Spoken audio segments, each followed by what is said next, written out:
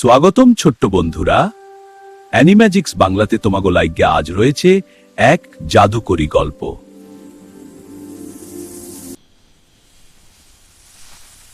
চলো জাদুর এই পাতা উল্টে আমরাও হারিয়ে যাই এক মায়াবী জগতে। শুরু হতে আজকের রূপকথার গল্প।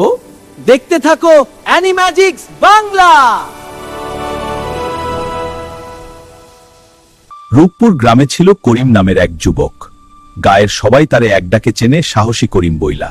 তার বুকে যেমন সাহস, গায়েও তেমনি জোর। এই গ্রামেরই পূর্ব পারে এক ঘন অন্ধকার বাগানের ভেতর খাড়ায়া ছিল এক পুরনো জমিদার বাড়ি। শোনা যায় শত বছর আগে কোন এক অভিশাপে এই জমিদার বংশ ধ্বংস হইয়া গেছিল। এখন দিনের বেলায়ও এইখানে কেউ যাওয়ার সাহস পায় না। রাত গভীর হইলেই ওই বাড়ির দোতলার ভাঙা জানালায় আলো জ্বইলা ওঠে, আর শোনা যায় কার জানি কান্দনের আওয়াজ।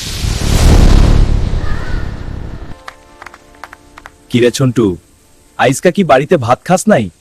একাই তো দেহি মজিদ কাকার দোকানের সব বিস্কুট সাবার কইরা দিলি। আরে করিম ভাই, মজিদ কাকার চায়ের যেই স্বাদ, না খাইয়া কি থাউন যায়?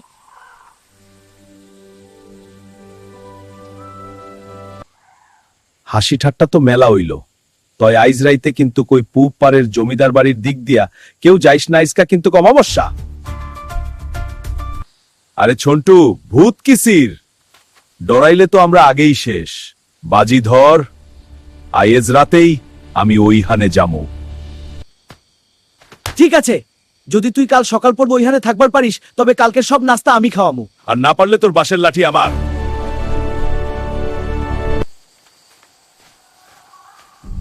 মনে মনে ছন্টু আর জালাল ভাই তো ভাবলো আমি ডরাইছি আইজ রাইতে এই করিমের সাহস তাগো দেহাইয়া ছাড়ুম। চারপাশটা হঠাৎ এমন থমথমে হইয়া গেল কেন? মনে হইতাছে কেউ জানি আমারে নজরে রাখছে। এই বনের শেষ কোথায়? মনে হইতাছে আমি একই জায়গায় বারবার ঘুরতাছি।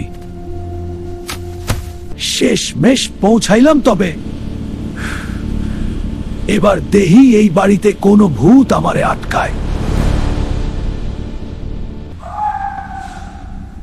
বাড়ির ভেতরটা তো শ্মশানের মতো থমথমে হইয়া আছে।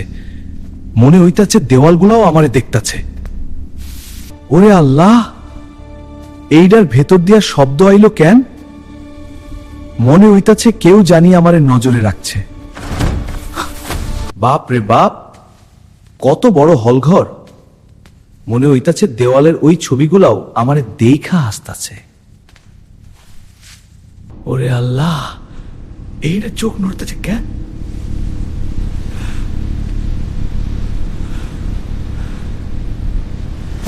কেনে তুই লুকাইয়া থাইকা ডরতে হাস? সাহস থাকলে সামনে আয়। আইস তোর একদিন কি আমার একদিন। ওরে বাবারে, ওপর দিয়া এটা কি পড়লো? ওই পেল্লাইগা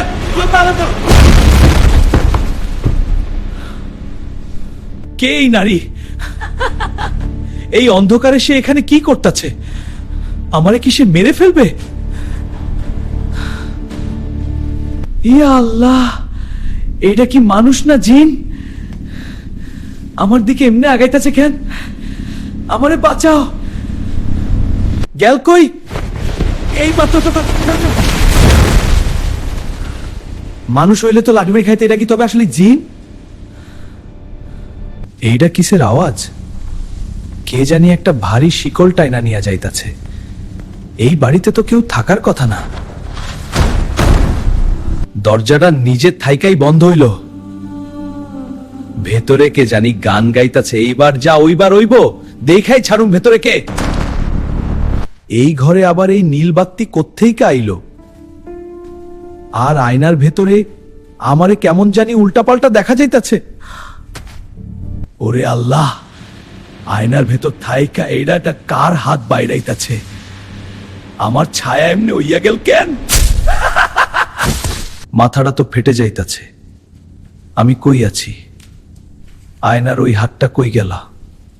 এই ঘর থাইকা বাইরনের পথ কই? কেউ ফেরে না? এইটা কি তবে আমার রক্ত দিয়া লিখছে? ওরে আল্লাহ, আমি কি তবে জ্যান্ত এই ঘর থাইকা বাইর হইতে পারুম না? বাত্তিটাও নিভিয়া গেল, আমার কানের কাছে কেড়া শ্বাস নিতেছে। ইয়া মাবু, ইয়া মামা দিয়া। ইয়া আল্লাহ, এত অসুরের মতো নাচে কামাইছিলা।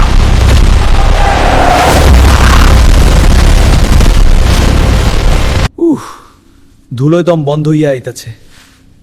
ওই শয়তানটা কই গেলা? এইটা কি কোনো গুপ্তপথ? এই নীল আলোরাই বা কোত্থেকে আইতাছে? এই কান্দনের আওয়াজ তো চেনা চেনা লাগতাছে। ওই মাইয়াডা না তো? ও কি আমারে ফাঁদে ফেলানোর লাইগা ডাকতাছে? কিন্তু না গিয়াও তো উপায় নাই। এই কান্দনের আওয়াজ তো চেনা চেনা লাগতাছে। ওই মাইয়াডা না তো? ও কি আমারে ফাঁদে ফেলানোর লাইগা ডাকতাছে? কিন্তু না গিয়াও তো উপায় নাই। এই তো সেই মাইয়া, কিন্তু ও এমনি কান্তাছে কেন? ওর লগে কি ওই শয়তানটা কিছু করছে, নাকি এইটাও কোনো নতুন ফাঁদ?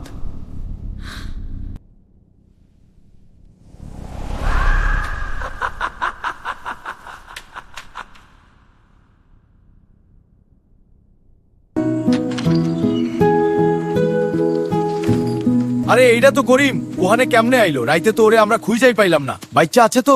কেউ একটু পানি আন জলদি। কপাল ভালো বাজান, আইজকা তুমি মৃত্যুর হাত থাইকা বাইচ্চা গেছো, আর ভুলেও কোনোদিন এই অভিশপ্ত বাড়ির ছায়ায় পা দিও না।